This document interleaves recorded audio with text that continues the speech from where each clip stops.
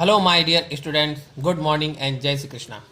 Once more, welcome to SSV Academy branch Neemuch. एक बार फिर से आप सभी का इस संस्था में स्वागत है. BSc third year paper first mathematics में यूनिट नंबर 3 चल रही है अपने, और यूनिट नंबर 3 का सेकेंड लेक्चर है. डियर स्टूडेंट्स, आज हम एक बहुत ही इम्पोर्टेंट सर्व समीका पढ़ने जा रहे हैं, जो है श्वार्ज नामक एक साइंटिस्ट ने दी थी. श्वार्ज की असमीका यानी श्वार्जेस इनइक्वलिटी. ये very very very IMP question है, यानी इस यूनिट में सबसे ज़्यादा इंपॉर्टेंट क्वेश्चन है ये. ठीक है, देखिए स्टार्ट करते हैं. मतलब श्वार्ज की असमीका क्या होती है उसको लिखना है और उसको प्रूव करना है. सबसे पहले इसका स्टेटमेंट देखते हैं क्या होता है. किसी आंतर गुणन समष्टि यानी इनर प्रोडक्ट वीएफ में किन्हीं दो सदिशों के लिए प्रूव दैट सिद्ध करना है. मापांक alpha beta cannot except norm alpha norm beta. ये जो डबल लाइन के बीच में लिखा जाता है इसको नॉर्म कहा जाता है. ठीक, क्या कहा जाता है? नॉर्म अल्फा और नॉर्म बीटा. यह है श्वार्ज की असमीका. यानी इन inner product space VF there are two vectors alpha और beta, then prove that, then this. ये अपने को प्रूव करना है. स्टार्ट करते हैं. दो अलग अलग कंडीशन में इसको प्रूव करेंगे. सबसे पहले केस फर्स्ट. केस फर्स्ट में अपन क्या करते हैं, एल्फा को लेते हैं अपन थीटा. ये क्या लिखा है? थीटा लिखा है. यहाँ पे थीटा और जीरो में कोई ज़्यादा फर्क नहीं है. थीटा जीरो वेक्टर है और जीरो जीरो है, बस इतना सा फर्क है. कुल मिला के ये भी एक तरह से जीरो है. तो जब अपन एल्फा इक्वल टू थीटा लेते हैं, ये केस फर्स्ट में आ गया. केस सेकंड में क्या आएगा? Alpha does not equal theta. तो एल्फा इक्वल टू थीटा होने पर नॉर्म एल्फा निकालते हैं तो वो जीरो आता है.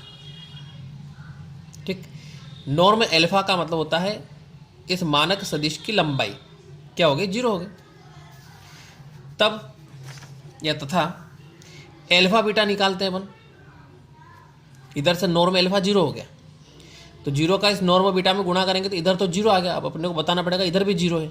ठीक, इधर जीरो आ रहा है, इधर भी जीरो बताना पड़ेगा. तो अपन एल्फा बीटा निकालते हैं. एल्फा बीटा इक्वल टू कैसे लिखेंगे अपन? एल्फा की वैल्यू रख दे अपन थीटा बीटा. थीटा को ऐसे लिख सकते हैं जीरो इंटू थीटा, क्योंकि जीरो वेक्टर है, जीरो से मल्टीप्लाई करना पड़ेगा इसमें.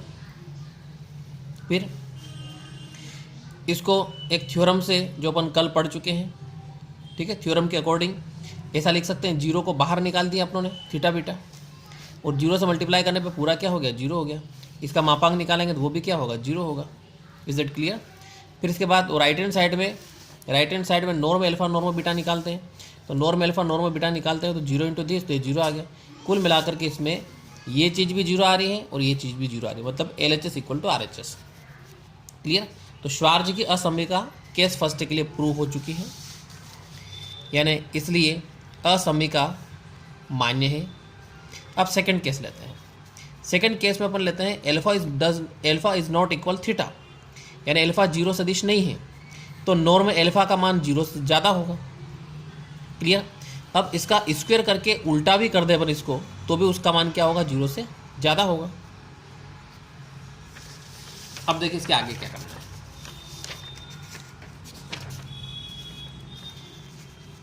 एक सदिश लेते हैं अपन गामा इक्वल टू इस प्रकार से अपन ने एक सदिश लिया है, beta minus beta alpha upon norm alpha का स्क्वायर इंटू एल्फा. ठीक, और अपन यहाँ से निकाल रहे हैं गामा निकाल रहे हैं. किस प्रकार निकाल रहे हैं? देखो यहाँ पे एल्फा बीटा है ब्रैकेट में, इसी प्रकार अपन क्या निकाल रहे हैं? गामा निकाल रहे हैं. अब गामा किस प्रकार से निकलता है देखिए. इसी को दो बार लिख देंगे अपन, इसी वेक्टर को दो बार लिख दो. Beta minus beta alpha upon norm alpha का स्क्वायर इंटू एल्फा कोमा, एक बार और लिख लो इसको, बीटा माइनस बीटा एल्फा और नॉर्म एल्फा का स्क्वायर इंटू एल्फा. क्लियर? अब यहाँ पे अपन थ्योरम्स का यूज़ करेंगे. सबसे पहली बात तो ये है, यहाँ पर ये है कि इस बीटा के थ्रू अपने को इसको सोल्व करना है। तो बीटा के साथ एक बार अपन इस पूरे पार्ट को लेंगे, एक ब्रैकेट यहाँ से बनेगा। देखो किस प्रकार से बनेगा। इस बीटा के साथ ये लेने पर beta minus beta alpha norm alpha का स्क्वायर इंटू एल्फा, इसको इसके साथ अपनों ने ले लिया है। Is that clear? इसके बाद माइनस, अब इसके साथ पूरा लेना आपने को, तो इसके साथ लोगे तो ये जो कांस्टेंट है इसको अपन बाहर लिख लेते अपन, बीटा एल्फा नॉर्म एल्फा का स्क्वायर, इसको तो रहने दिया बाहर। क्लियर? और अंदर यहां से चला जाएगा आपके एल्फा, इसके साथ इस पूरे पार्ट को लेना है।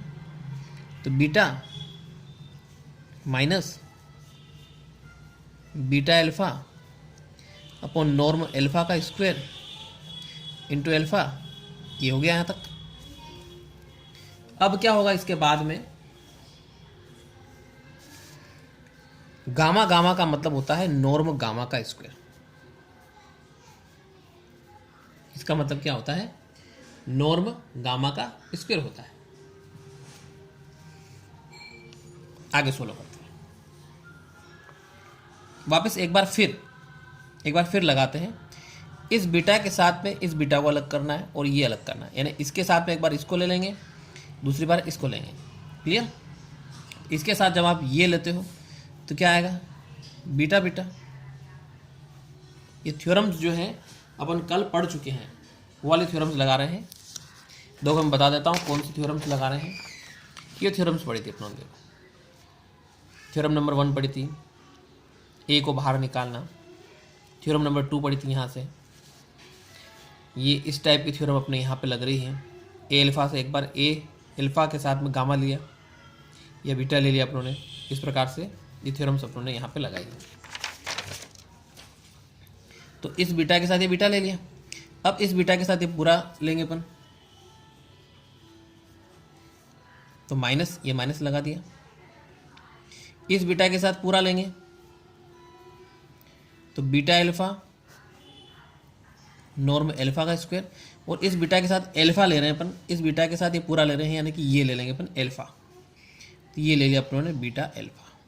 ठीक, देखो थोड़ा ध्यान से समझना पड़ेगा क्योंकि असमय इसी प्रकार से है। इस बीटा के साथ एक बार बीटा ले लिया, फिर इस बीटा के साथ ये पूरा लेंगे, तो इस बीटा के साथ अपनों ने एल्फा लिख दिया, ऐसे लिख दिया इसको, फिर माइनस। अब यहाँ से इस ब्रैकेट को सोल्व करते हैं अपन। ठीक, या फिर इसके साथ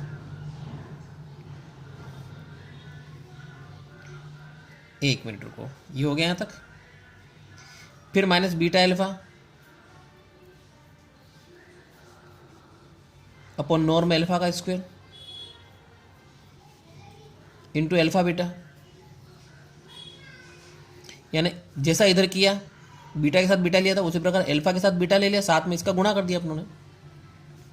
इसके बाद ये माइनस माइनस क्या हो जाएगा? प्लस, ये प्लस, वापस बीटा एल्फा, ये beta alpha upon norm alpha का स्क्वायर। नॉर्म एल्फा का स्क्वायर 2 बार आएगा क्योंकि इसका अंदर मल्टीप्लाई कर रहे हैं अपन। ठीक है, और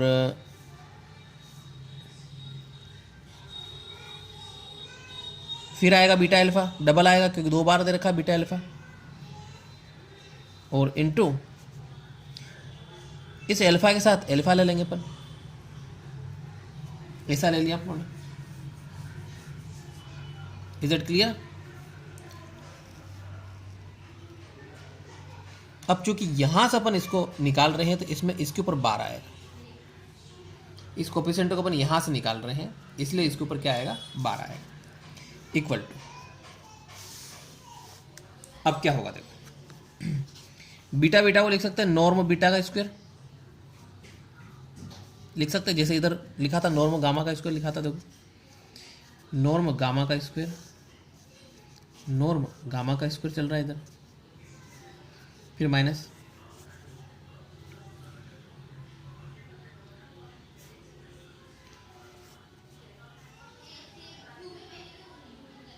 साथ में एक चीज़ और, अब तो थोड़ी मिस्टेक हो गई है, यहाँ पे इधर से कोफिशिएंट बाहर निकालने पे इस पर भी 12 आएगा। एक तो यहाँ पे 12 आएगा, एक यहाँ पे 12 आएगा। ये दो जगह आपको ध्यान रखना है। यस,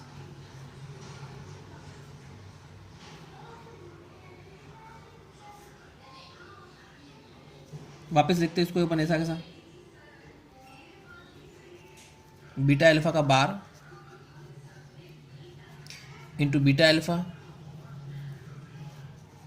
अपॉन नॉर्म अल्फा का स्क्वायर। क्या किया, तो ऐसा कैसा लिख दिया माइनस। अब यहां से बीटा अल्फा को अल्फा बीटा यदि आप लिखना चाहते हो तो इसके ऊपर बार आ जाएगा, क्रम चेंज करने पे बार आ जाएगा। और इंटू अल्फा बीटा ऐसा कैसा है, और बटे में क्या चल रहा है, नॉर्म अल्फा का स्क्वायर।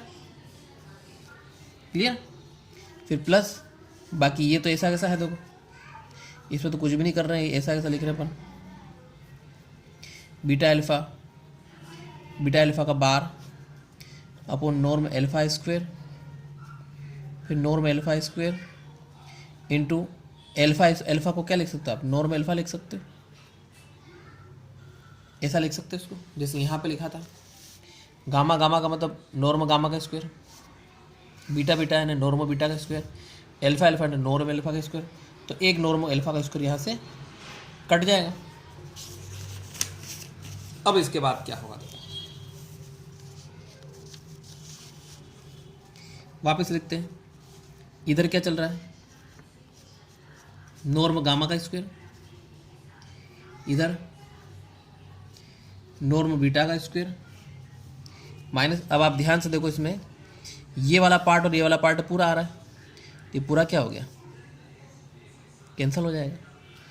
तो जो बचेगा वो लिखेंगे अपन, अल्फा बीटा,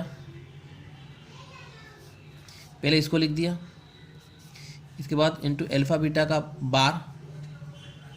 बार का मतलब होता है कॉन्जुगेट निकालना, संयुग में निकालना इसका। अपॉन में क्या चल रहा है, नॉर्म अल्फा का स्क्वायर चल रहा है।